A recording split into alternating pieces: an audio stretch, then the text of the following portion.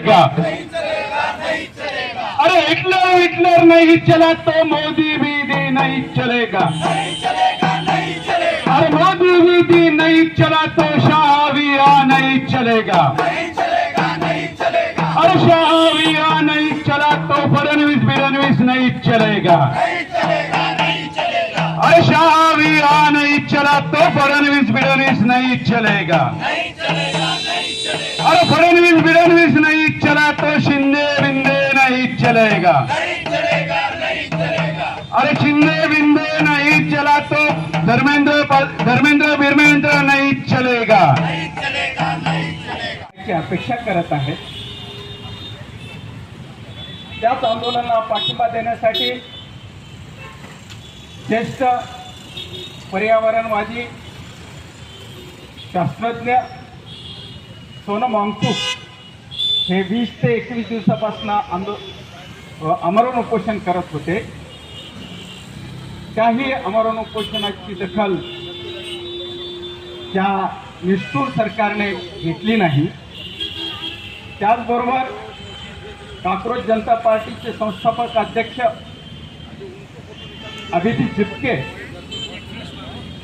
यांनी जंतर मंतरवर आंदोलन करण्यापूर्वी देशाच्या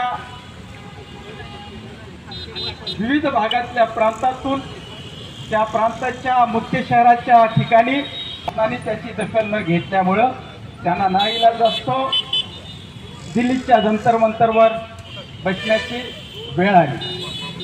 पक्ष जनवादी महिला संघटना यासह इतर डाव्या पक्ष आणि संघटनेचा पाठिंबा।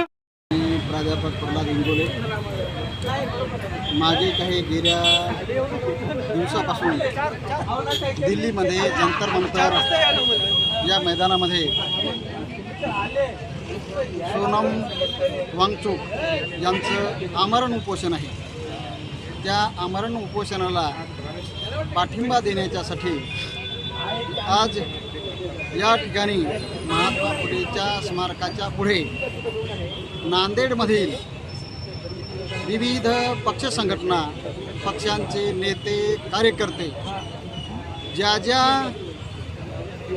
संघटनेच्या मध्ये समाजसेवा संघटना असतील, धार्मिक असतील, विविध धर्माच्या संघटना असतील, त्या सगळ्याच संघटनेला या ठिकाणी आम्ही आज या सत्याग्रहाच्या मध्ये पाचारण केलं होतं। मुख्य उद्देश असा आहे 22 लाख विद्यार्थ्यांनी जी काही नीट परीक्षा दिली आणि ही नीट परीक्षा योग्य रीतीने भारताच्या मध्ये अयशस्वी झाली।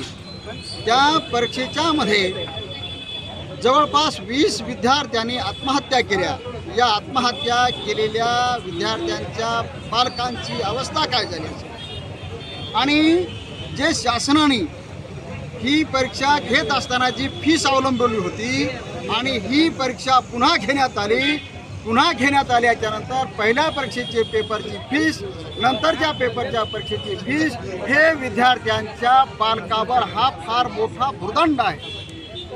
या भुर्दंडाला कोण जबाबदार आहे तर भारतीय शिक्षण व्यवस्था जबाबदार आहे। मग या शिक्षण व्यवस्थेला जबाबदार असणाऱ्या मुख्य जो काही या देशाचा शिक्षण मंत्री आहे या शिक्षण मंत्र्यांना स्वतःहून राजीनामा द्यावा। कारण जर एखादा गुन्हेगार मी गुन्हा केलाच नाही असं जर जो छाती ठोकपणे सांगत असेल तर आमचं भारतीयांचं कर्तव्य आहे की तो गुन्हेगार आहेस, तू काय कर, स्वतःहून राजीनामा दे। तुला जर पदावर राहायचं असेल तर तू सिद्ध करून दाखव की या नीट परीक्षेच्या मध्ये पेपर फुटले नाहीत।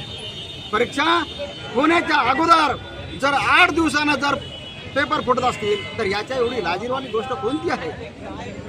मग तुम्ही राजीनामा द्या। आणि पुन्हा अशी गोष्ट आहे ज्या सोनम वांगचुकांनी 20 दिवस यांनी आमरण उपोषण केलेलं आहे आणि हे आमरण उपोषण हे शासनाला लाजविणार आहे।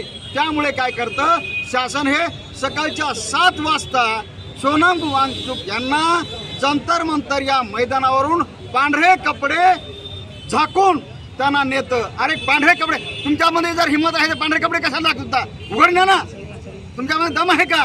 तुम्ही श्रीमेंद आहात, तुम्ही मेंढे आहात, म्हणून तुम्ही काय करता, त्यांना झाकून नेता. तुमच्यात हिंमत असेल तर उघड यायचं होतं, त्यांना सांगायचं होतं.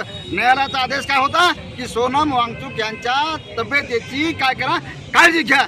यांनी काळजी घेण्याच्या ऐवजी त्यांनी अचानक काय करतात, उचलून नेतात. म्हणजे तुम्ही किती लाजीरवाणे आहात.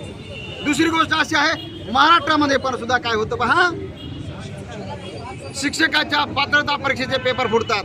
म्हणजे महाराष्ट्र त्याच्यामध्ये दोषी आहे, केंद्र शासन पण सुद्धा दोषी आहे. हे आमच्या तरुणांच्या पुढे हे फार मोठं आव्हान आहे पेपर फुटीचं. मी सर्व नांदेडवासियांना, महाराष्ट्रवासियांना, देशवासियांना वंचित बहुजन आघाडीचा उत्तरचा जिल्हा सल्लागार या नात्यानं सांगतो, आमचे नेते श्रद्धेय बाळासाहेब आंबेडकर यांनी दिल्लीला जाऊन दिपके साहेबांची भेट घेतली, वांगचुक साहेबांची भेट घेतली. त्यामुळे वंचित बहुजन आघाडी पण सुद्धा या आंदोलनाच्या मध्ये त्यांच्या पाठीशी खंबीरपणे उभी आहे. म्हणून मी येथील जनतेला आवाहन करतो की बंधूंनो, तुम्ही घरामध्ये बसू नका, रस्त्यावर या. जोपर्यंत तुम्ही रस्त्यावर येणार नाही तोपर्यंत ही जी काही शासन व्यवस्था आहे ही पराभूत होणार नाही. ज्यावेळी भाजपचं सरकार होतं, अटल बिहारी वाजपेयी हे देशाचे प्रधानमंत्री होते आणि एकाच खासदाराच्यामुळे त्यांना सत्तेतून दूर जावं लागलं. आणि दूर जावं लागल्याच्यामुळे त्यांना माहीत आहे की जर जंतर मंतरवर एवढी लोकसंख्या येईल आणि या लोकसंख्येला काय करता येईल, यांना जोपर्यंत लाठीचार्ज करता येणार नाही तोपर्यंत यांचं आंदोलन बोलून टाकता येणार नाही. म्हणून हे आंदोलन आम्ही मेलो तरी चालणार.